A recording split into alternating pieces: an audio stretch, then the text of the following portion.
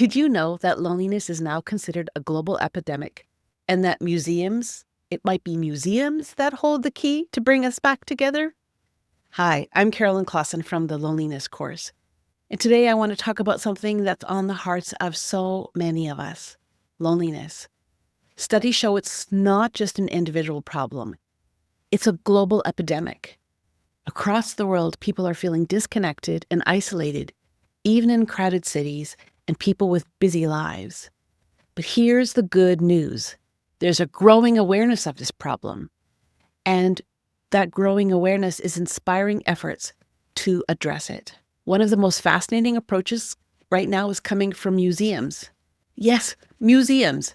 They're evolving beyond places to just view artifacts or art. They're becoming spaces that foster belonging. A recent article titled "From Loneliness to Belonging: 5 Trends Hacking the Museum Experience," link below, highlights how these institutions are shifting their focus. Museums are finding innovative ways to not only educate, but also connect people. They're creating experiences that invite participation, spark conversations, and build relationships. For example, some museums are hosting community-driven exhibits where people share their own stories or objects. Others are introducing interactive tours that encourage dialogue between visitors. Imagine walking through an exhibit and ending up in a meaningful conversation with a stranger about what a piece means to you. That's connection.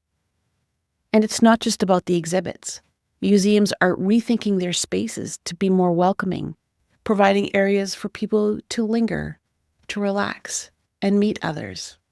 A third space beyond work and home, if you will.